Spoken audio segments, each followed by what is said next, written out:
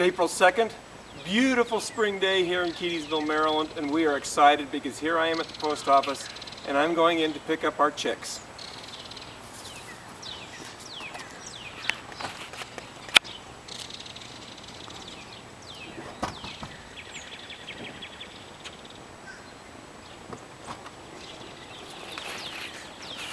So here they are, 50 Freedom Rangers. These are a different kind of broiler chick. They're not as big as the Cornish cross, but we're going to see how they do this year. And there they are. Isn't that just darling?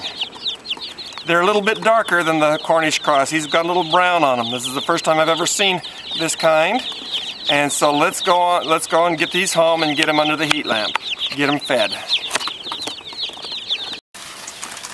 So here we are, and we got the Freedom Rangers home now, and these guys are really active compared to the Cornish crosses. They're just running all over the place. The Cornish cross is kind of huddled under the heat lamp, but these little guys, they just want to get out and move. They're just going all over the place.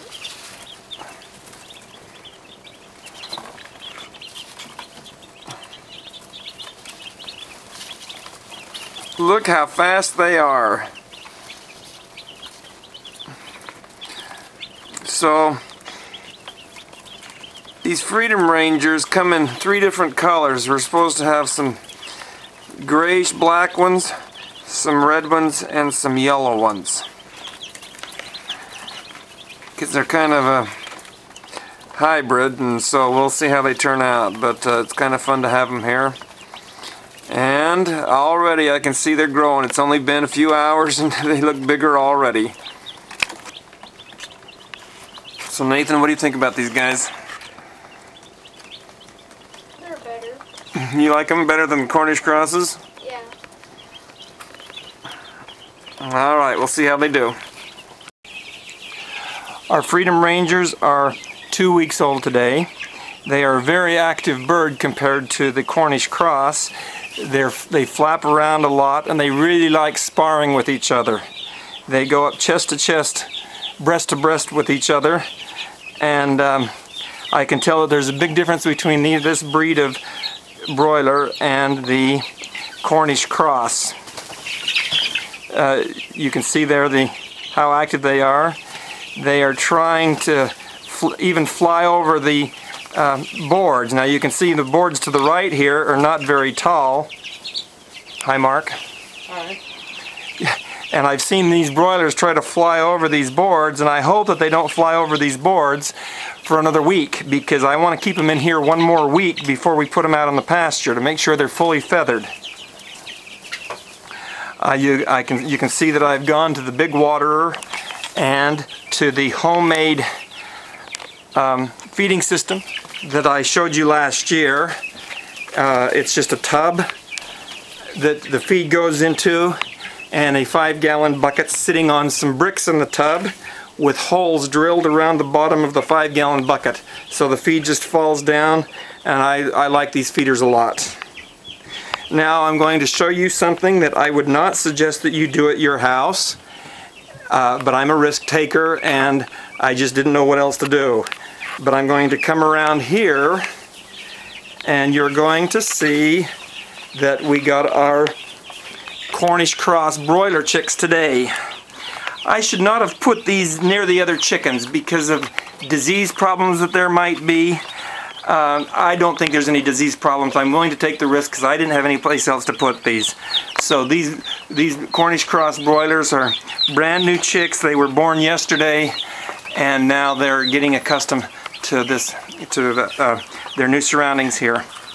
So these Cornish cross broilers are going to grow much faster than those Freedom Rangers over there, and over the next 8 weeks now, these Cornish cross should catch up to the Freedom Rangers in size and be bigger than the Freedom Rangers. And I'm going to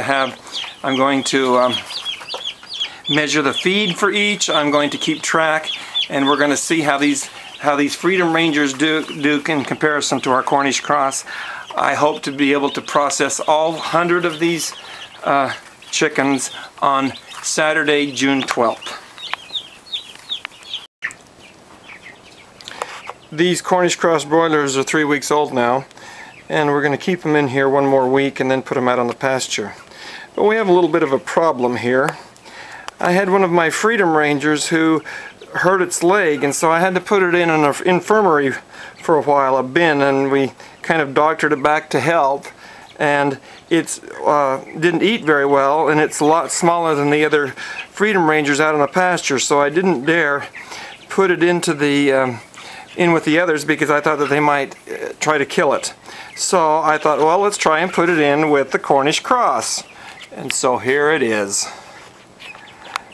And this is sad. Here it sits with all these Cornish cross, and these Cornish cross broilers don't like it at all. So I don't know how this is going to turn out. Here are these over here, they don't want to be near it.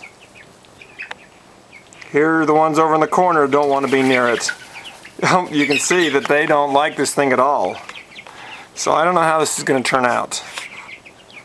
I don't dare put this chicken in with the others because it's so small that it's going to it's so small that the others I'm pretty sure the others will try and kill it. And it's about the same size. It's only a little bit bigger than these Cornish cross. So I'm hoping that these Cornish cross are going to adapt to it and let it be part of the flock, but I don't know how it's going to go. It's a beautiful morning here at Antietam Glen, and these Freedom Rangers are 5 weeks old now. We've had them on this pasture for 2 weeks, and they've been developing very well. When you pick up one of these birds, you can tell that it's definitely a meat bird. It's not like the layers. There's some meat on them, and we're looking forward to seeing how they turn out. Now, last night we had them over right here, and you can see that they ate it down and they've left behind litter to fertilize this pasture. And then we moved them here this morning, and as soon as you move them, they really like eating this new grass, and then they settle down for the day and bask in the sunlight, and they're enjoying themselves.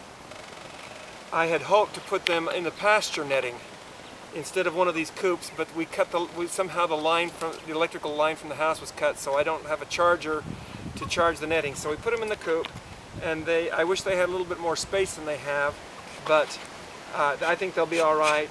And I built another coop just like this yesterday for the Cornish cross, which we will get out at the end of this week. So things are going well. We haven't lost very many chickens this year, and so we're happy about that.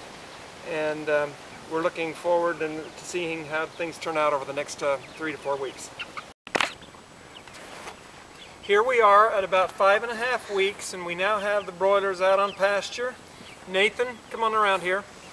Nathan and I built this pasture coop, and it cost us about $150 to build it. Doesn't look like much, but all that adds up.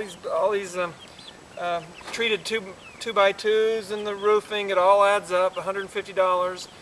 And I expect to put about 1,000 pounds worth of chicken through this in the next 3 years, so that'll be about 15 cents a pound. Each morning we're going to move this coop 8 feet that direction. The coop itself is 8 by 8, 64 square feet, about 40 to 45, I think we have counted 43 chickens in here. And so each morning we move it 8 feet. And we're going to move it right up that fence line. We got about 12 days, 13 days up there. Then we'll move it 8 feet to the right and come right back on down, 8 feet each day. These chickens I was very happy to get these chickens out of the chicken coop. When they got onto this grass, they just perked right up, and you can tell that they really enjoy themselves now. And every day they're going to enjoy themselves as they move to 8 feet of brand new grass where they can get in there, and they're going to get some of their feed value, about 20 to 30% of their feed value out of this grass. And we continue to feed them the broiler feed, and we've got 5 gallons of water into an automatic waterer that'll take care of them for about 24 hours. And so we're really happy to get them into the pasture, and they'll be a lot healthier now that they're out of that stinky old chicken coop. And so my next video will be, I think, will be close to slaughter weight. So we'll sign off until then. we're going to demonstrate how to move this coop. We're going to be moving it down to this fresh grass right here, and then we'll show you what is left behind after we move it. First thing we're going to do is we're going to turn off the water and disconnect the water. Then we take out the feed.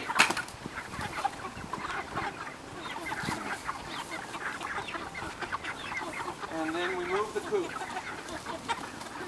I have to kind of shoo these chickens to get them away from the back edge. Go on, shoo, shoo, shoo. Okay, let's go. We move it slowly so that the chickens can make their way.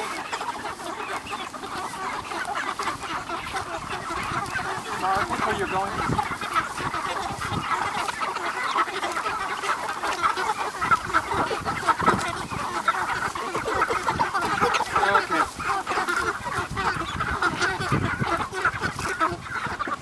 Lost a couple of chickens here. Go get the other one, Mark.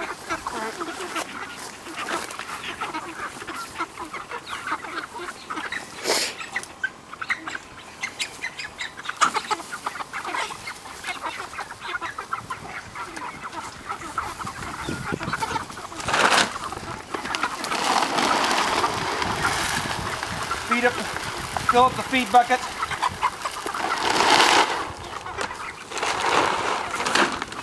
The water bucket. The water bucket. Hook the water bucket back up. Got to turn it on. Once I forgot to turn it on and came down a few hours later and the chickens were parched.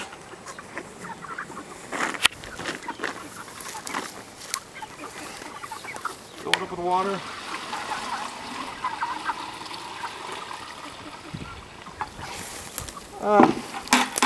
Let's take a look and see what we've got here.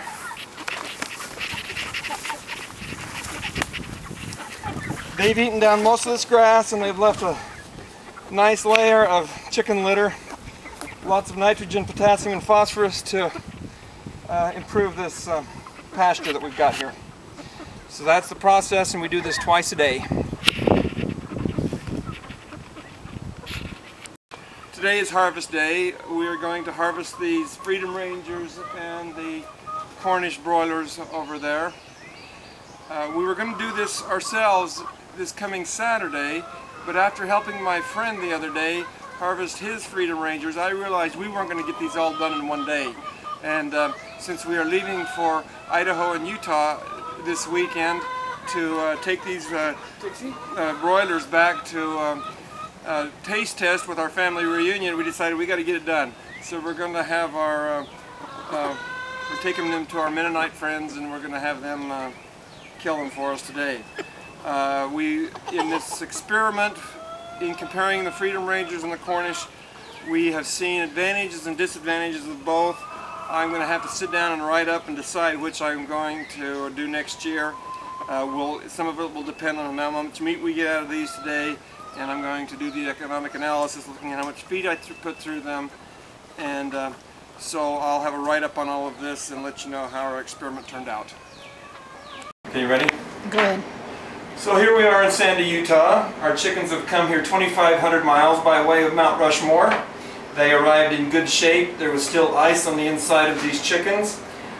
We have just finished cutting up the Cornish cross, and I am cutting up a Freedom Ranger here, and I'm cutting a drumstick off of this Freedom Ranger, and they look just terrific. And this is my brother-in-law, Rick Huntsman. He is a Dutch oven master, and he's got, how many Dutch ovens have you got going out there? I'll have 3 going today. He's got 3 Dutch ovens going. You're going to fit all these in 3 Dutch ovens? Alright, good. So we're going to have about 50 people here tonight to eat these Cornish cross and these Freedom Rangers, and so we're really excited about this. Alright, Rick, tell us what you're doing here. I'm putting the chicken in the Dutch oven. Just a second, we'll put some seasoning on it. This one here is just a fill over from the... Oh, there's the chicken. Oh, cute, Phyllis. I like that. Okay. It's like, help! They're eating me! This one here we'll we may put both kinds in just to see if we got enough. This has got most of the one kind in it. Those are the Cornish crosses already bubbling away. If you can actually hear, I'm not sure that that shows up here, but I can hear them bubbling away.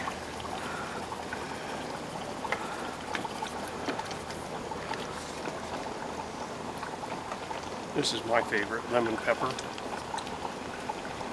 and seasoning.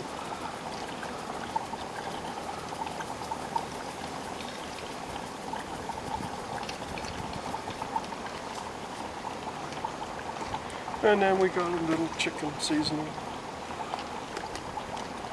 Can't wait till tonight. And about how long does it take to cook them like this? I usually go slower, so it takes me a couple hours, 2.5 hours. Okay, so just get them really tender all the way through. Yeah. So, then I got to bring out another stove so I can put this one on it and have the 3 stoves go, or 3 burners going at the same time.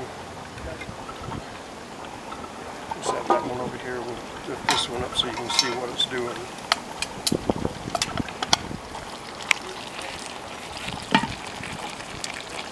That's it cooking. Sounds good. And Looks you can good. see all the juices coming up from the chicken that's in there. And this has only been on for about 15-20 minutes so far, right? About 10 minutes is all. 10 minutes is all. Okay. And it's already Really bubbling away. bubbling good. Okay, thanks. I do not put any water in my Dutch oven. I use the natural juices and I use a little butter to get it going. And that's about it. Okay. If you're going to raise chickens, you've got to decide what kind of water you're going to use for them. We've used many different types of waters over the years, and I'm going to show you some of the ones that we have used and discuss the advantages and disadvantages of each one of them. This is a very common type of water that you start out with for chicks. Inexpensive, a couple of dollars a piece. You put a mason jar on it. Suction holds the water up into the jar. When the chicks drink the water down, the hole opens up and allows more water in until the hole is covered, and then the suction holds the water up. Here's a smaller version of those. I would not suggest getting this. I would get the bigger ones. Handles more chickens and it's just better. This is a water that we used the first year. A hose is attached to a reservoir, a 5-gallon reservoir, has a valve on it, it's a 5-gallon bucket, PVC pipe from Lowe's or Home Depot, and watering cups. There's a little valve in here. The chicken's beak touches the valve. It opens up and allows water to come in. And then when the chicken leaves, the valve goes closed and the water doesn't flow out anymore. We don't like this because the valves are always sticking open or closed. If they stick open, the water drains out of the reservoir. If they're closed, the chickens don't get water. So we don't use these anymore.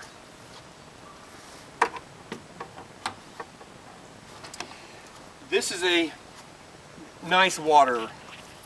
Again, you have a hose that attaches from the reservoir. The valve is open until the weight of the water fills the cup, and there's a spring in there, and it closes the valve when the weight of the water gets enough. You have to adjust it, but it works pretty good. One nice thing is this cover over the top of it helps keep it clean, and it's usually suspended off the ground that helps keep it clean. This works very well. This is a different variation of it. This is a bigger one, so this will handle more chickens. Works exactly the same way. This does not have the cover, and so this is going to get dirty, and this is going to have to be cleaned. This one's going to have to be cleaned a lot more.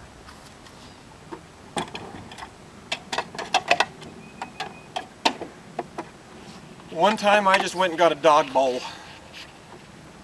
Attached the hose from the reservoir. The valve keeps water in here until the chickens have drunk the water down, and then more water comes in. I didn't like this because I was constantly cleaning it.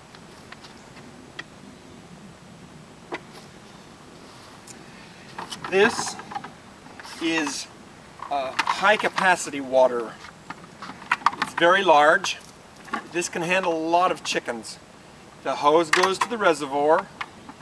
There's a valve in here that allows the water to fill up the bowl, and when the bowl fills up, weights it down, and the valve closes off. Really good for a lot of chickens. Suspended off the ground so it stays a little cleaner, but it is kind of a wide lip, so you have to clean it occasionally. But it's got a valve, and anytime you have a valve, you always have to worry it's going to stick open or close, or you got the adjustment right.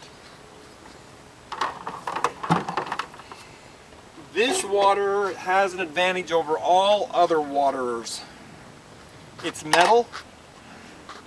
In the wintertime, I can put it on a heating element, and it's frost free. The water doesn't freeze. This is what we have to use in the wintertime.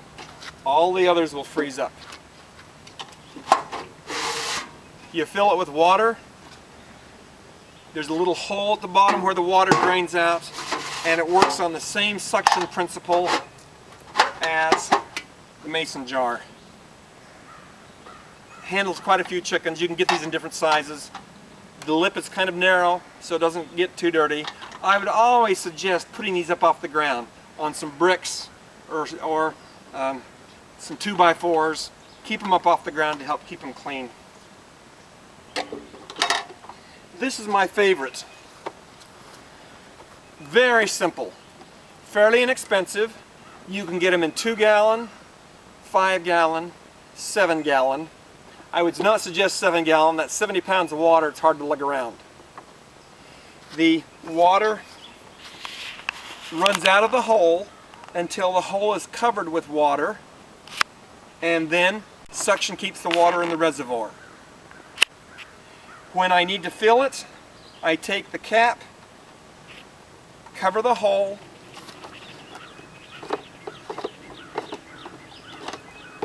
fill it up, and then when it's full, I can put the cap on so the water runs out. The cap belongs in one of two places, here or here. If you put it in your pocket, it's going to get lost. When I catch my kids with this in their pocket, I get mad at them. It should be one of two places. I suggest that when you buy these, you buy the extra O-rings, because the O-rings break. They last a couple of years, but you never want to be without a spare O-ring. I spray these with silicone because it makes them last longer. It makes it easier to take the lid off and on. So a couple of times during the season I'll spray it with silicone. This is my favorite. It's foolproof. There's no valves to adjust. It always works. The only thing you have to do is make sure that this hole is on the downward side.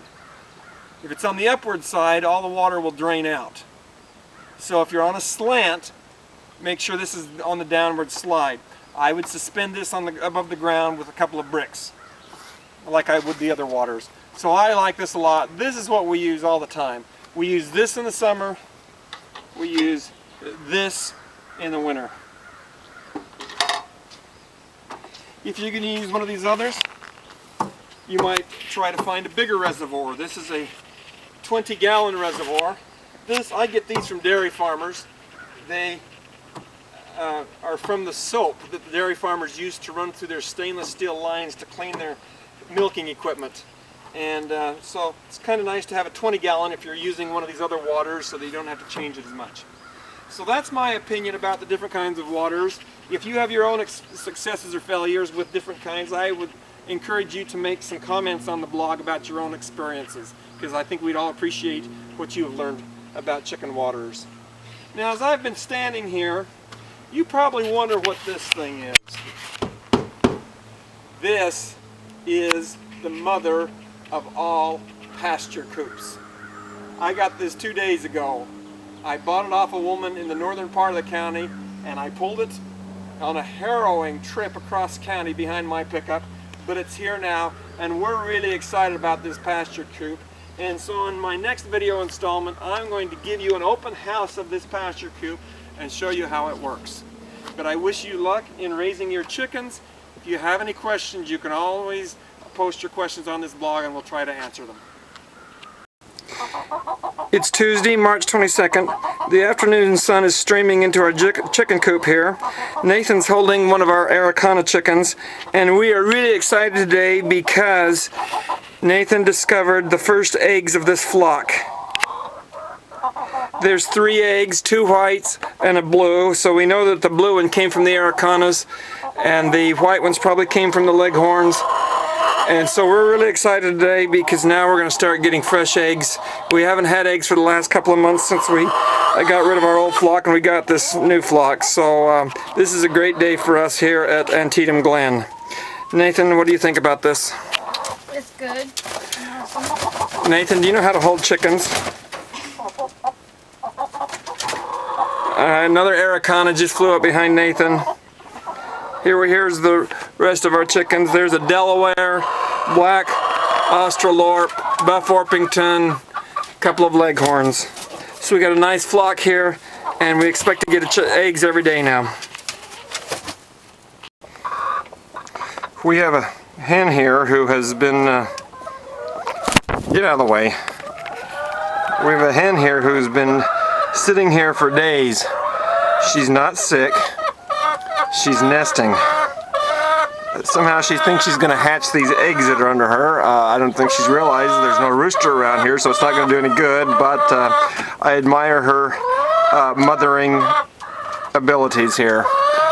One of these other chickens came close and she started clucking. I think the others are saying, "What are you doing here? Why don't you get up? Let's go." But she's pretty intent on trying to hatch these eggs, so it's kind of fun to watch her.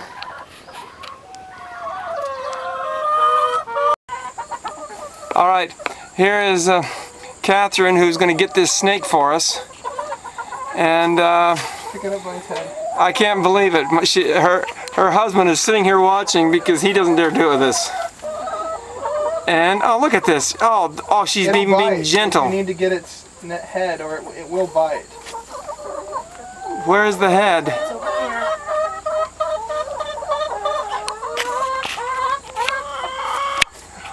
I can't believe this, Catherine. Of course, she's from Arizona. The head is by the chicken's butt. Can you move that? Come here, chicken. Get. A black chicken, a black snake. They're kind of... Catherine, have you done this before? With rattlesnakes. Rattlesnakes! So, can we take it down to the creek and throw it in the creek? Yes, we can. Man, you don't have too much time on that, I don't think, your video.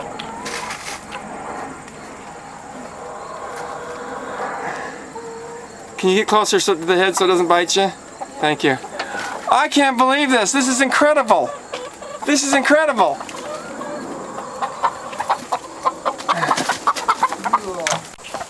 And here she comes. This is great. Oh, she's a beauty. All right. And she's got an egg in her, doesn't she? Hi, Shine. This one's a beauty. Oh no, go around that way.